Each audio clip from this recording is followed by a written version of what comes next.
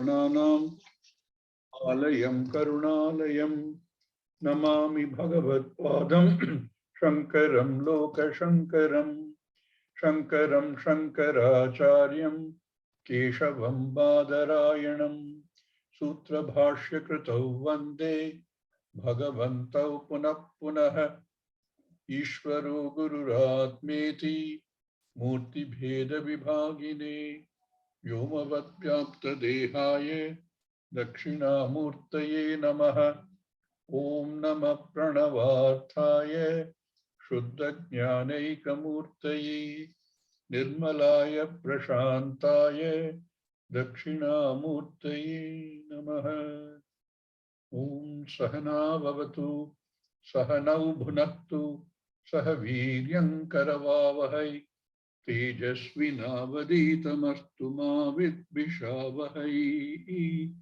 Om Shanti Shanti Shanti.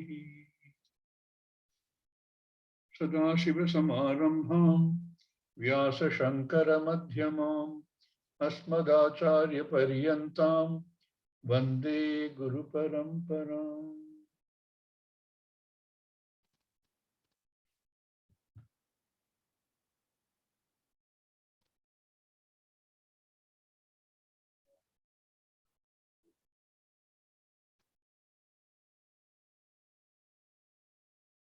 All the steps lead to the main process of learning.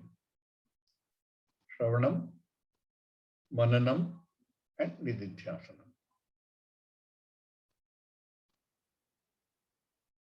Without Shravanam, Mananam is not possible.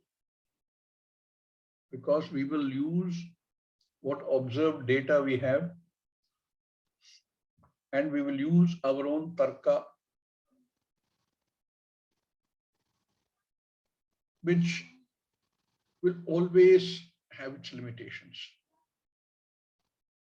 Tarka, we've seen, is not either to validate what the Shastra says or to prove what the Shastra says. Shastra is the pramana. But tarka is necessary for understanding. Tarka is necessary for negating whatever is not in keeping with what Shastra says, and therefore cannot be right. Shastra says you are Purna, you are infinite. How can anything else also be correct? You cannot be infinite and be something else. Therefore, any other line of thought has to be incorrect. Tarka is really necessary to examine this. Part of the Mananam exercise, to examine wherever I have got this input, how can I examine it and see if it is different from what Shastra says, why is it different? If it says exactly what Shastra says, then whether it is in Hebrew or in Arabic or in Latin, it doesn't matter. It is Shastra. But if it says something different from what the Shastra says, the Shastra can also be in any language. Vedas don't really have a written language of their own. All Vedas were oral only.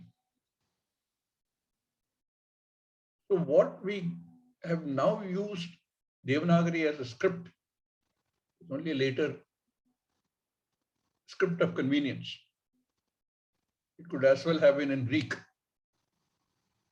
or in Telugu, or in Malayalam, or in Hindi, or in Oriya. The script can be anything. Anything that says anything different from what the Shastra says, which is Purnoham. Not only has it to be different, it has to be less necessarily. You're already saying you're infinite. Any other way of looking at it will make you smaller, limited, finite, and subject to all the problems that these bring in. So Mananam becomes the crucial aspect of the process of learning. Shravanam and Mananam, they are together. You cannot do Mananam without Shravanam.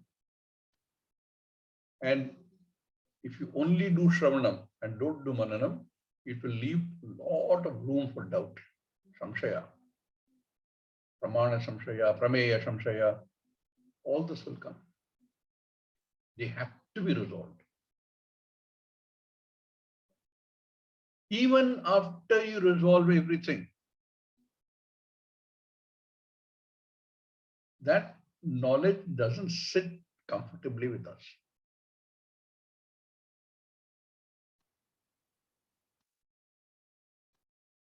Habits, preconditioning over not just a few decades, but what happened the previous Janma and the previous Janma and the previous Janma creates in us such a strong viparita bhavana. An idea so strongly entrenched that despite a lot of Shravanam, a lot of Mananam, the idea doesn't really sink in. Maybe when one is in the class or one is doing some contemplative thinking, it looks right. The moment you step out of that, you're besieged by everything else and then you're stuck in that. This is normal. Or viparita bhavana. And this is where the other step in this process called Nidhidhyaasanam comes. How do I eliminate this viparita bhavana and make this knowledge my own?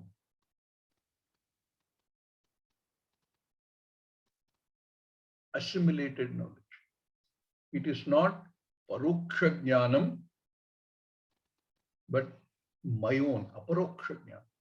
Paroksha is what is away from you. It is knowledge of a thing written in third person. Or in Sanskritam, Pratama Purusha. But it is about me. It is not about an object. It is not about something outside I. It is about I. How do you convert this thought from Pathama Purusha to Uttama Purusha? Me. Aham. This is the change that takes place. We may even accept Ishvara, which is another step in the whole process. We may also accept that Ishvara is everything. Ishvara is all power, Ishvara is all knowledge, omnipresent, omniscient. And therefore, in that stage of learning, we pray to Ishvara. We pray to Ishvara for whatever I want. Be for oneself, it could be for somebody else, but I still pray. And then we also pray, saying, listen, hey Bhagavan, I was sitting in the class and it was so clear. Ham Brahmosmi. Whatever I heard in the class is so clear in the class. When I come outside, it's not clear. So the prayer continues. Ishvara, you're all power, all knowledge, you're all Shakti. Can't you help me understand how it is correct? I know it is correct because I have Shraddha in the Shastra. So this prayer continues. I can imagine Somebody sitting there and praying to a Lord. He imagines sitting in some place and the Lord laughing at him, saying, just a figure of speech. Hey, you are I. You are the Ishvara. What are you praying? And the Bhakta says, that is what I want to know. That is what I am praying. Tell me how.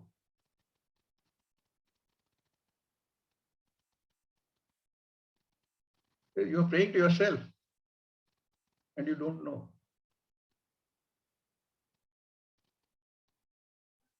So the prayer really is to say, I have done Shravanam, I have done Mananam, everything seems clear, and yet it's not clear. That knowledge is still paroksha.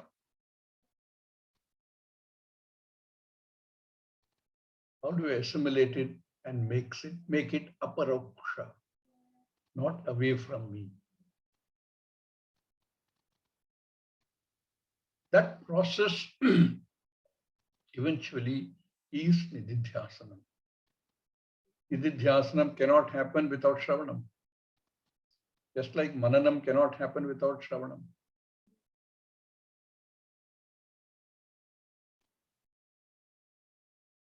Shravanam is the main tool, the angi. Mananam, Nidhidhyaasanam are angas.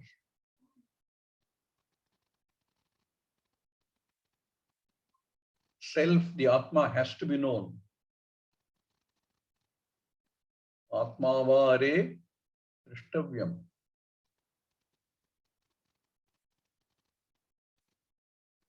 Atmavare shrutavyam.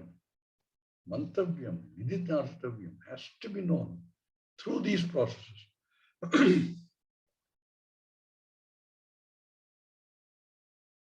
The people who say, I've done a lot of meditation, I still don't understand. Nidhidhyaasanam and dhyanam are two different words.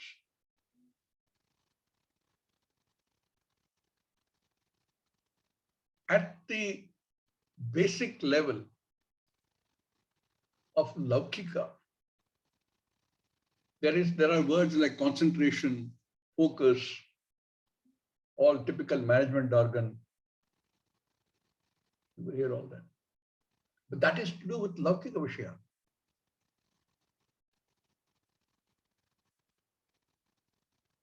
Dhyanam is saguna brahma vishaya vyapara. Contemplation on Ishvara. It is still not Nidhidhyāsana. That focus, ekagrata, has to be on something. At the laukika level, it can be on a specific problem you're dealing with.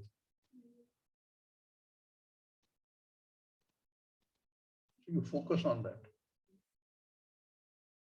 It could be an issue in the office. It could be that the child is somewhere going wrong. I bring my entire focus and attention on that problem and try to find a solution. All solutions are within samsara.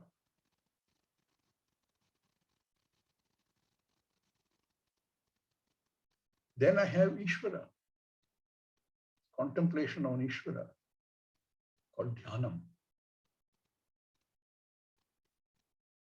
How do I understand the nature of Ishvara? Sarvavyapi. That's why when you do things like Vishnu Sahasranamam, if you do it with understanding, any Sahasranamam is the names of Lord. If you understand what it says, then when you do Sahasranamam, it is really concentration on Ishvara.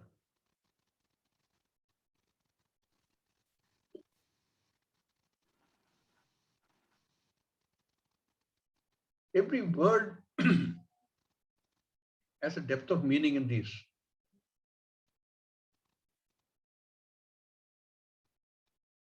And then you go back and do Shravanam again, it says, you are Ishvara. You've said so many names of Ishvara. All those names belong to you. Wow.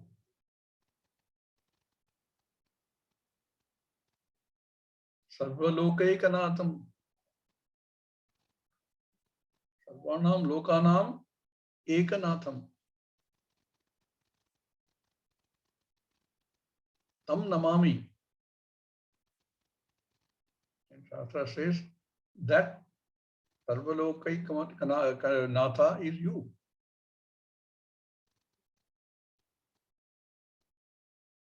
Therefore, to understand this is to clear the long-standing viparita bhavana. And that is the process of Nidhidhyaasanam. We saw in the third verse, Brahmaikasmi vibhavyatam. Aham brahmosmi vibhavyatam.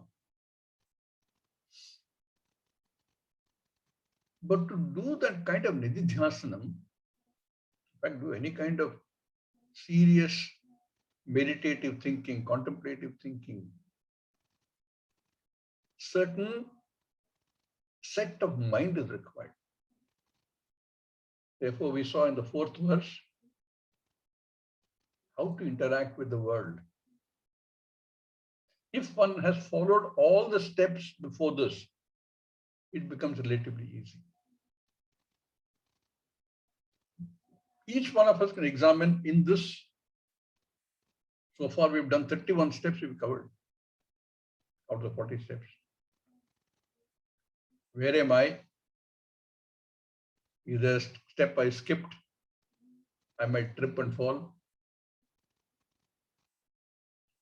And what else do I need to be doing? So in that sense, that fourth verse is very complete in terms of making us think about how well prepared am I?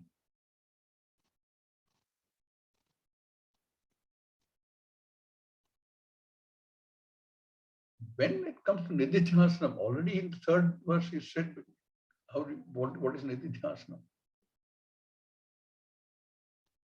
It is not a Saguna Brahma Vichara, Vyapara.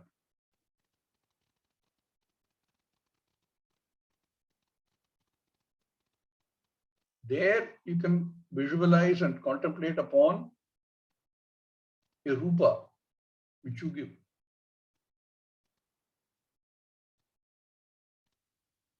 But when it comes to Nidhidhyaasanam, it is formless. Brahman, Sarvavyapi. It is like the difference between meditating on, let us say, fire and space. In fact, one of the big problems many people have is, what is space? How do you define space? Whereas fire is visible as a form.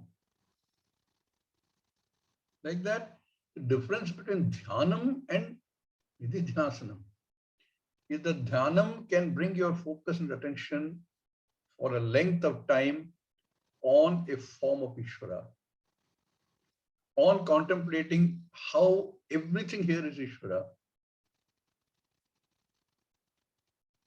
Nidhidhyaasanam has no form. What are you going to contemplate on? Therefore, we have only words to contemplate on.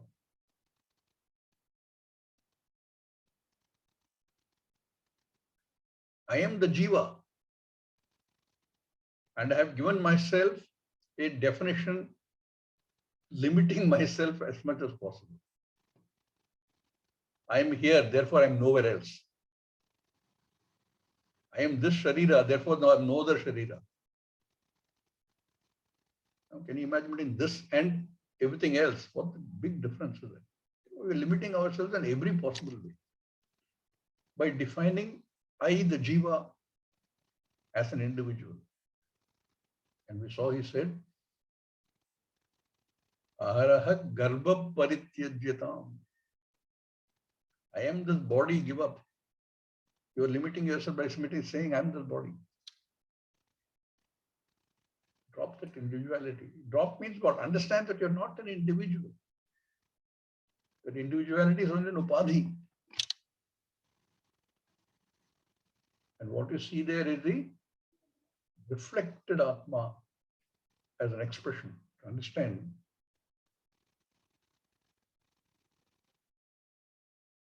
So now we have to look at words. Brahma Satyam Jagan Mithya Jivo Brahmaiva Naparaha. There's only one Satyam. Brahman. Everything else is non-self-existent.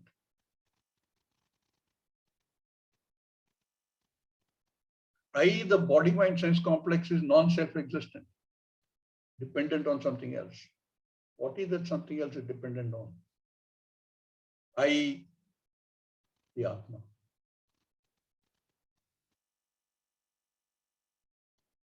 Therefore he says,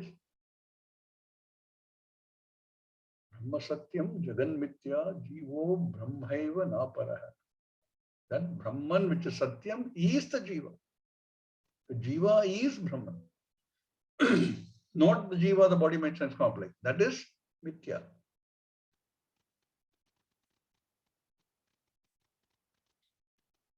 And therefore one contemplates on these words and any other word you choose from what you hear doing Shravanam. And that kind of contemplation on those words will show you to be unlimited. Is the process of Nidhidhyaasanam, and obviously this cannot be done without Shravanam. No Shravanam, Nidhidhyaasanam is not possible. No Shravanam, Mananam is not possible. Only Shravanam is not adequate. Therefore, in the 5th verse, Acharya takes us back to Nidhidhyaasanam, having in the earlier verse talked about some adjunct conditions for Nidhidhyaasanam.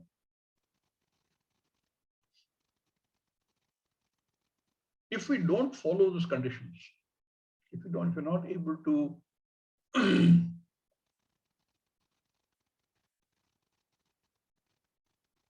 align ourselves with those conditions,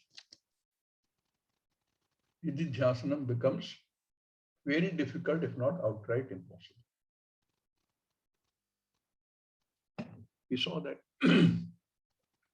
Don't argue with jnanis. Don't take sides in issues. Keep away. All that we saw. Because without that preparation, ekagrata itself becomes difficult as Nidhidhyaasanam.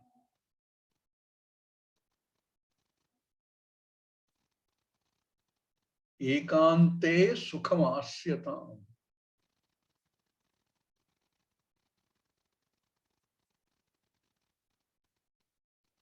Vijana pradeshaha, where there are not many janas. Keep yourself to yourself. Remember, this is a sannyasi, manasika or formal sannyasi. Withdraws from the world. May one be withdrawn from the world. Ekante sukham asyatam. May one be sitting in a comfortable state, sukham, and in a state which is undisturbed,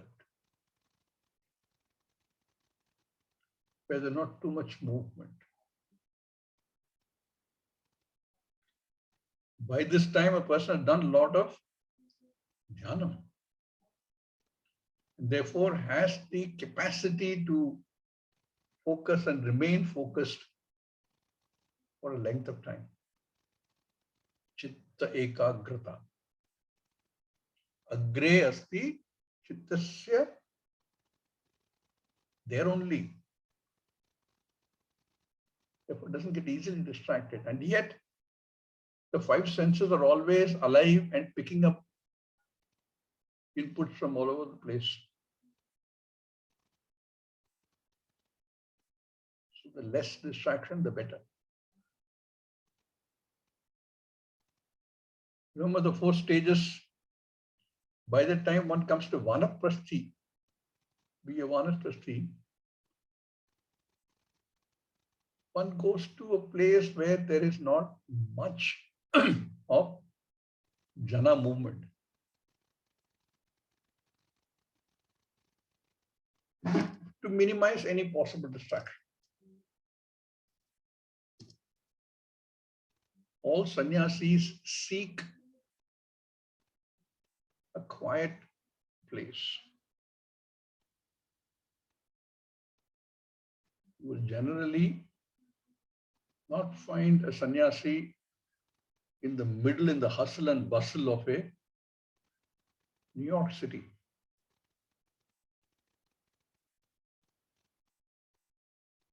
But in the modern world, that's why sannyasis are even more difficult. He wants to do Nidhidhyaasanam.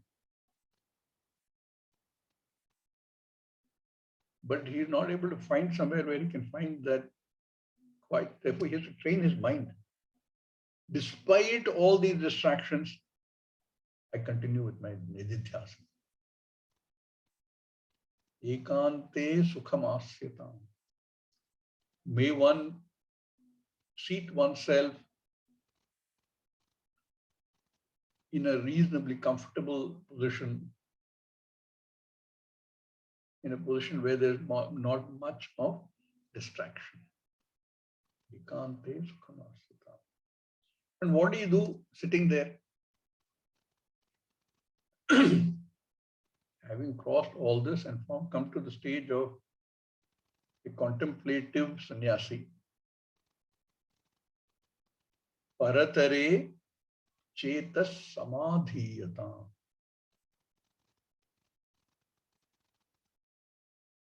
Paratara is Param Brahma, Paramatma. Fix the mind on that one Paramatma through use of words that you've heard in the Shravanam.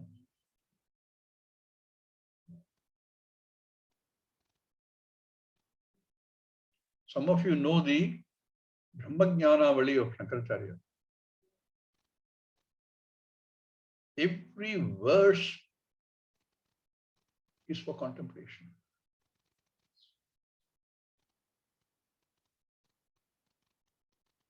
That Parabrahma,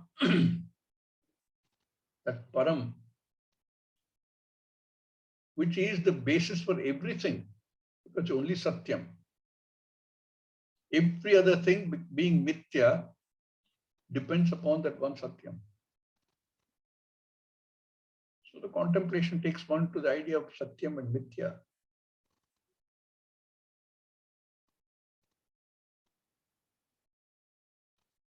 Samadhiyatam. May one be in Samadhi, in contemplation. Focus on the Nirguna Brahman. May the mind be brought here. Chetaha is the mind. May the mind be brought to that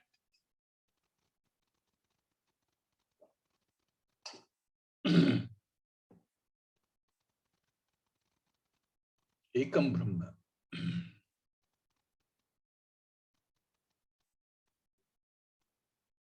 Earlier it said Bhagavato Bhaktir Dridadhiyatam. There also Adhiyatam. There is said fix the mind on Bhagavan, Ishvara. Here he's taken it one step further, saying, Paratare, on the ultimate Param, Param Brahma, Paramatma, may one fix one's mind upon that. Shetas Samadhiyatam.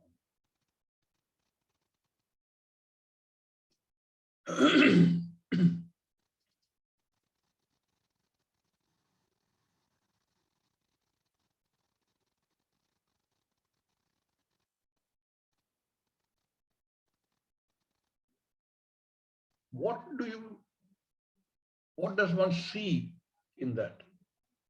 When one gets into that kind of contemplative Nidhidhyaasanam mode, Nidhidhyaasanam is not the source of knowledge.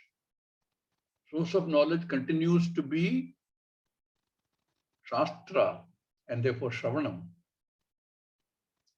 Nidhidhyasana is only to remove the Viparita Bhavana. That Param Brahma has to be I.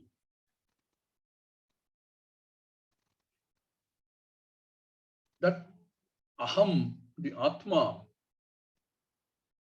is Purna, is the only complete thing. We want to see very clearly. May it be seen by one very clearly. Always all in Karmani. So Samikshatam. Samyak Ikshatam. May it be clearly seen. What? Be clearly seen? Purnatma.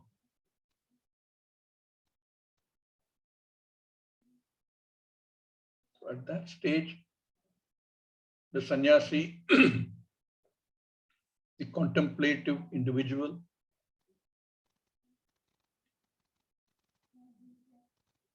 is able to see Purnoham.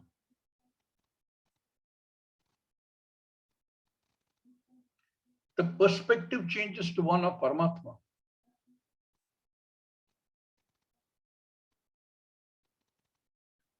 I'm no more seeing individuals. The individuals are mithya and limited, including whatever I thought I was till now.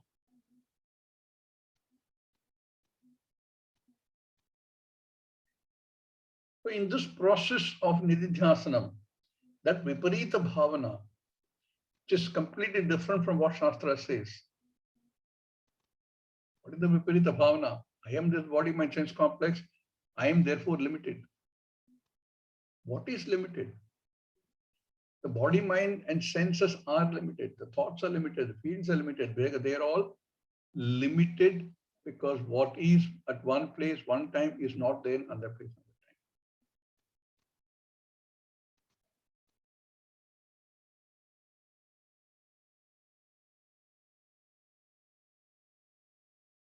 So that Viparita Bhavana, through this process of Nidhidhyaasanam, one unravels. Purnatma Susamikshyatam. May one see.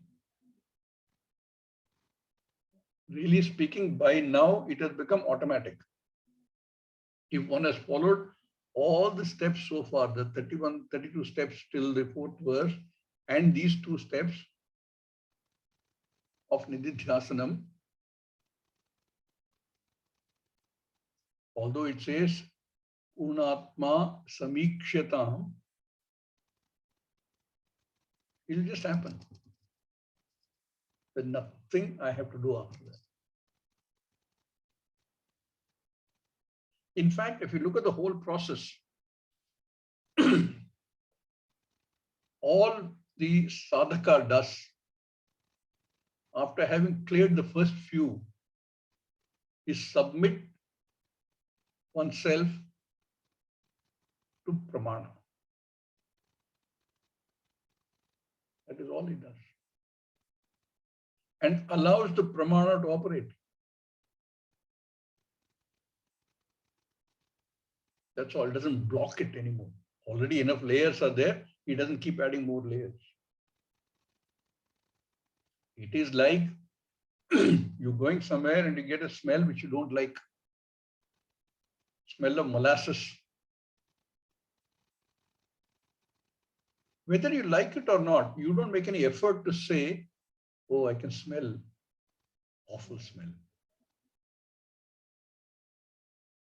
Or you're passing a place where there are lovely jasmine flowers blooming.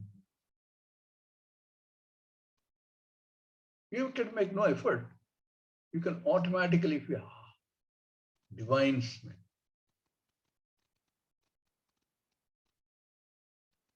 What do you do if it's a smell you don't like? If it's a smell you're not used to, or you take some medicine which has an awful smell, you shut out the pramana. No, this is a pramana. You shut it out because you don't want that. You do that also with Shastra as a pramana. I know I am this body maintenance complex. I have so many problems. Swami G doesn't understand what I'm saying. Every day, morning, evening, I have so many difficulties. I have a very difficult boss to deal with in the office. I have a very difficult wife to deal with in the house, or husband to deal with in the house, or very difficult children.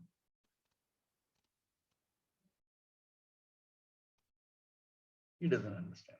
He keeps telling me Shastra, Shastra, Shastra. It is not something that I am comfortable with. Therefore, what I can do is to shut my nose, close my nose, put a clothesline clip.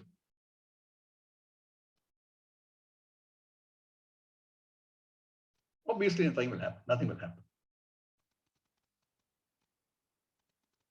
But if you allow the pramana to operate, like when you get the nice smell and you want to enjoy that smell. Fantastic. For some people, it may be the smell of blooming jasmine. For some other people, it may be the smell of bhaji being made. Right? Whatever it is you want to enjoy. Hey, Shastra is saying you are not wanting, you are everything, you are fullness. Why should you want to shut it out? But a lot of people do. If you allow that pramana to work, Shastra itself says, just let it be. You don't forcefully will something and make something else happen.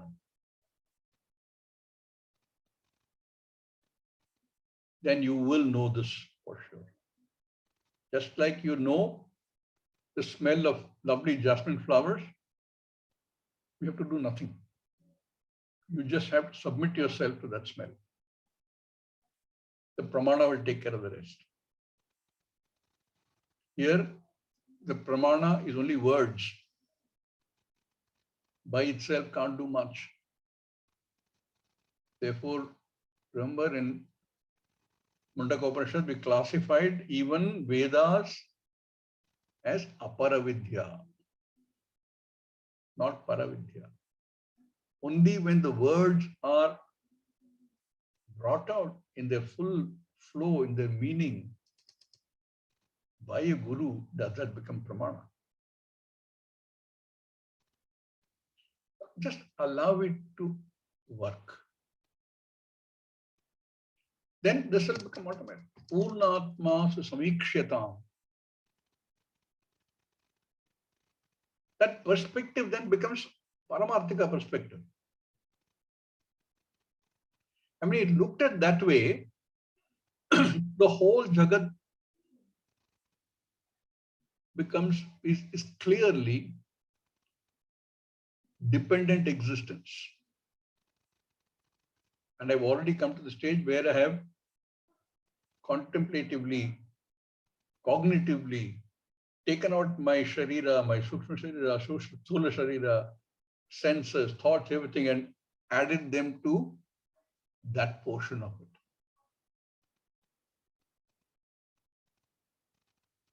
Then, because I have the right perspective, it is automatic. Purnatma susamikshatam. It will happen on its own. Not only will that happen, that Purnatma that I'm able to see so clearly, by seeing things in the perspective of Paramarthika perspective, drishti, I can see the mithyatvam of everything. So I have Atma Drishtya, Anatma is negated. Anatma doesn't come into the calculation. Other than Atma, everything else is Anatma. For all other things, apparent things, as though things,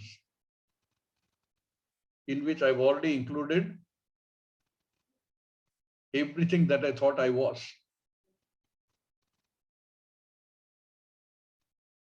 All that is Jagat idam tat bhaditam drishyata.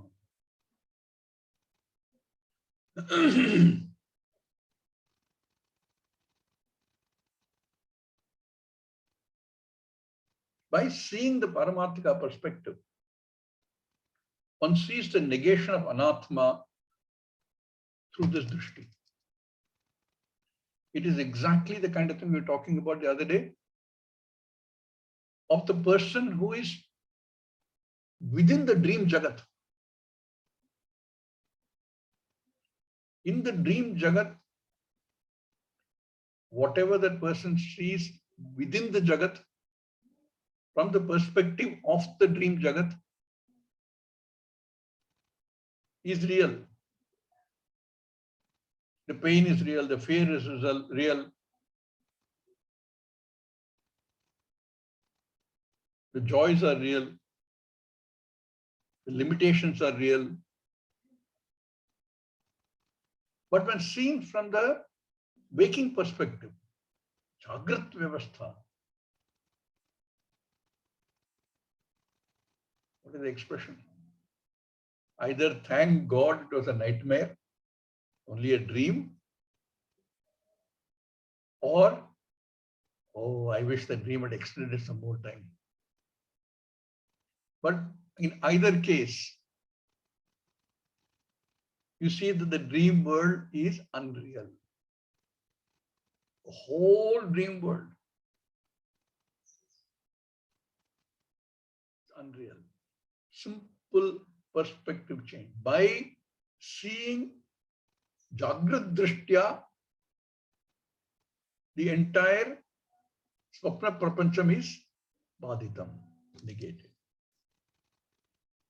Because by now, the sadhaka has come to that state of being able to see everything from the perspective of Brahman.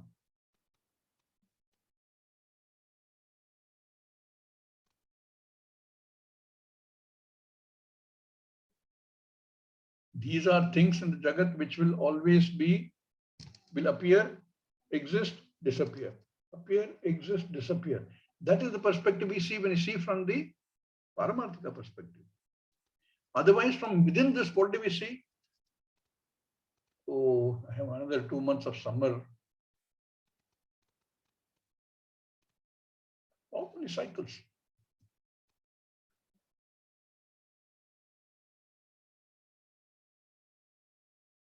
I have only another 10 years to go, I think. And within that, I must do this. Born, is gone. When one is able to raise oneself and see from the Paramarthika view, nothing. It is like the wavelet, feeling very small because very small wavelet. I rise, I foam for a little bit, I die. But when seen from the perspective of water, nothing is. It was water, it is water, it will be water.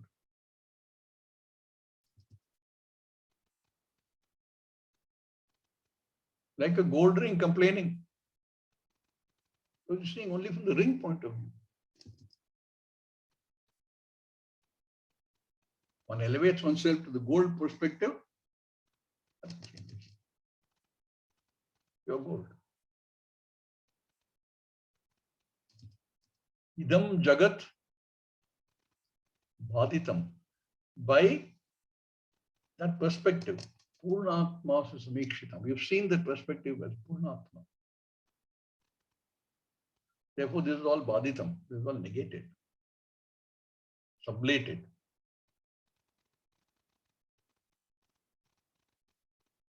It is not that they don't exist. The whole Jagat is not eliminated. It is understood as Sat Asadbhyam Anirvachaniyam. That is Mithya. It can neither be called Satyam because there's only one Satyam. This is not Satyam. Because it keeps changing. All kinds of logical arguments are there. Nor can I dismiss it because I'm still within this Jagat. Therefore, within this Jagat, whatever one feels, thinks, which belong to the physical body or to the mind, which I take upon myself, which is not correct, but therefore look real. So even while living in this Jagat, when this knowledge eventually becomes one's own, aparokshataya, one is clear. After doing Shravanam, Mananam, Nidhidhyaasanam, the body continues, the mind continues. Anger is there. When you hear something good happening, you feel good. When you hear fire in California, in Spain, in South America, you don't feel good.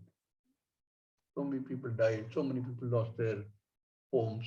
You don't feel. All that happened. The feelings are there, the thoughts are there, the emotions are there, the physical aspects are there, everything is there. But now what has happened to that person is clear that all this is mithya. All these that are happening are dependent on me, but I have nothing to do with it.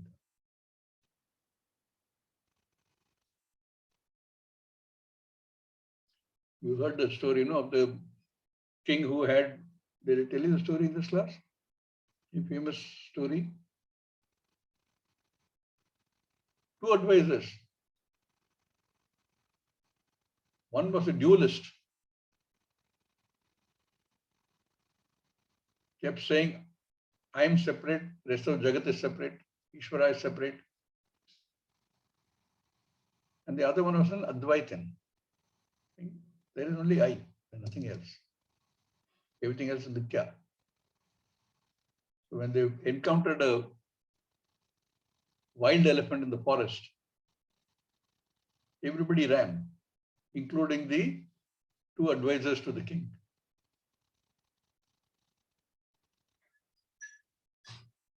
The Dvaitin advisor got his chance.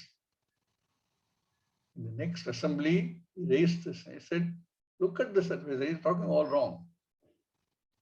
If that elephant was mithya, as he claims it is, why did he run?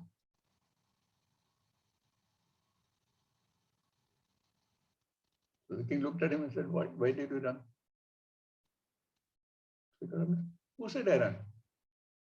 I didn't run. That is also mithya. Everything is mithya. Seen from the perspective of the jnani, everything is sat asadbhyam anirvachaniyam, mithya. It's only when one is not able to see that perspective, one is still stuck in the vyavaharika view.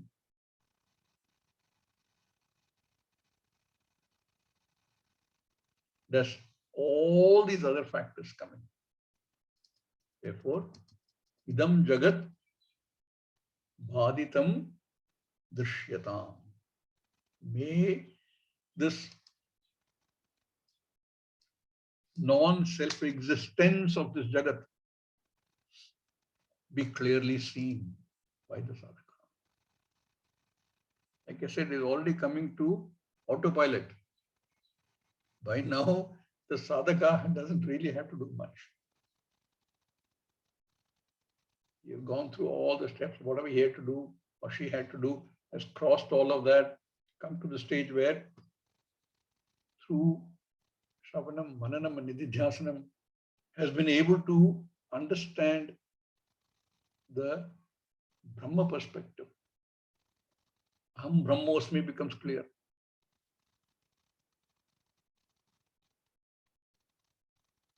Even then the body exists.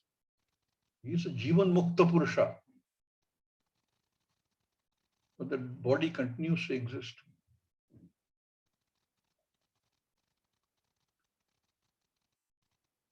And this is another confusing area.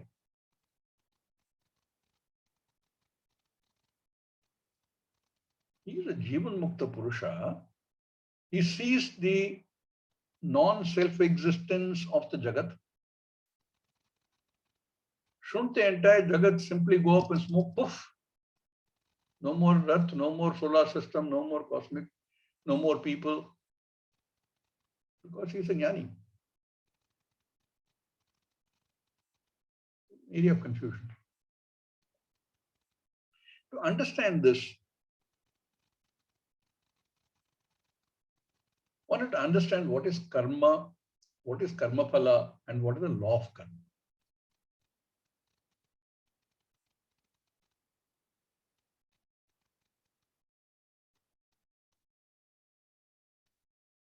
In the 4th chapter of the Gita, there is a very nice verse on this. What is karma? What is akarma? What is karma? Because we are human beings and we have a will, we do some karma. Because we want to do something. Whatever the driving force is, we want to do something. Animals don't have that want to do something.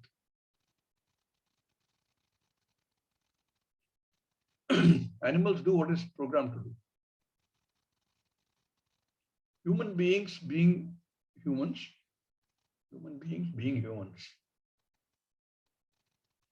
have a will and therefore a choice. Do I get up in time for the class? 6 o'clock is very early. I have to get up at 5 o'clock. I choose.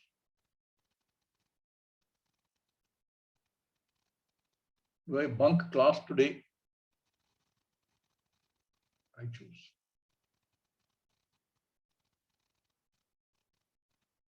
Every step, human has a choice. And because we exercise the choice, we perform karma.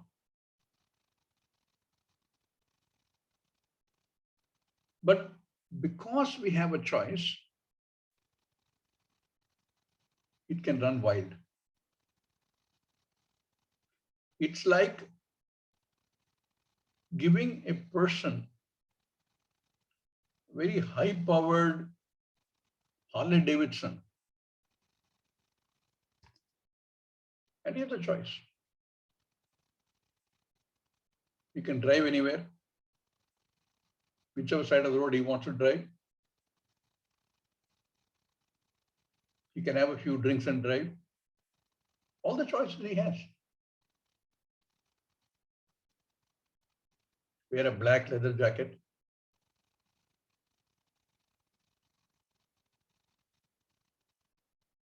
You're courting disaster.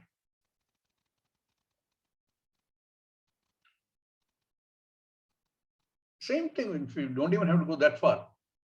When you drive, you have a choice. You choose. And if there's no framework within which you exercise this will, this choice, there'll only be chaos. Therefore, because humans have been given a certain will and a certain ability to choose, a framework is also given. Every religion gives you this framework. It's not just in the Shastra. Every religion gives you this framework. Do this, don't do this. We call it dharma.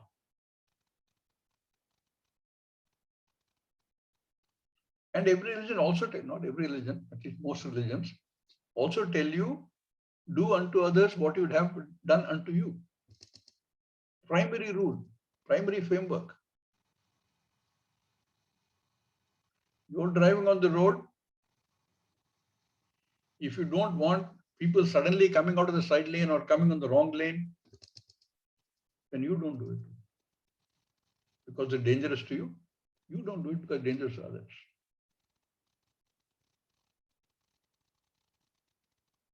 Therefore, karma has certain framework of dharma.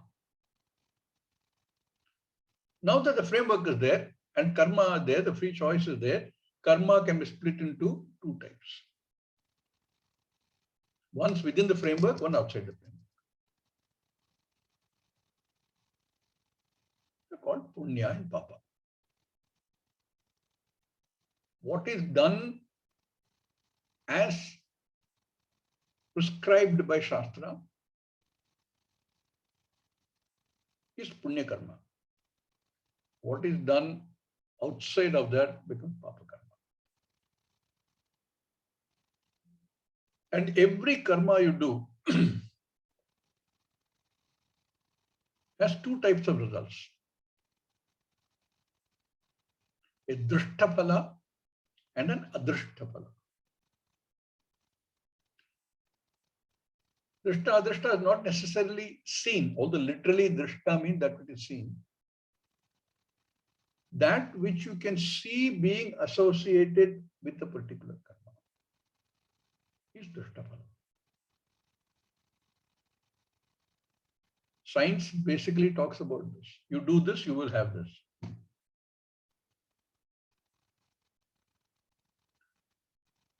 Including if you bang your head against the wall, you'll have pain. Drishta phala. But every karma also has adrishta phala, which you cannot associate directly with the karma.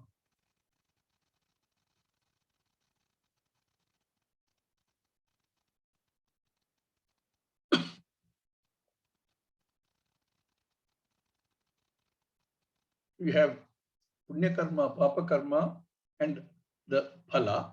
Punya karma phala is being placed in relatively pleasant circumstances. Papa karma phala is being put in relatively not so pleasant circumstances. As adrishta phala.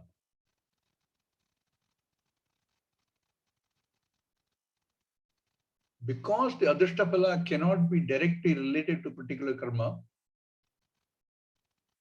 we have to depend on Shastra as a pramana to tell us what karma will give you good adrishta phala and what karma will give you not so nice adrishtapala.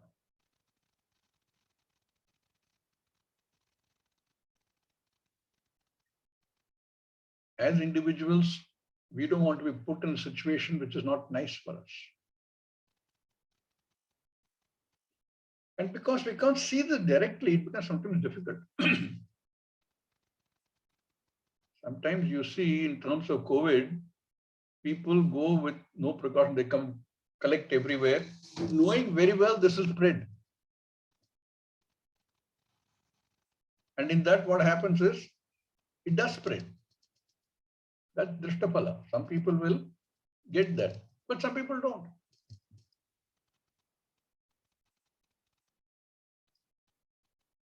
It is illogical to say that I will go in a crowded place when there is so much of infection going around. But people do. They don't exercise their capacity to think and decide. But you do have a capacity. So we have punya karma and papa karma, punya karma phala and papa karma phala, punya karma drishtapala and adrishtapala, papa karma drishtapala and adrishtapala.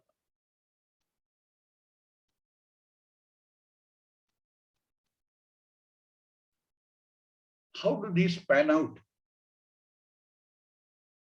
We will examine that tomorrow.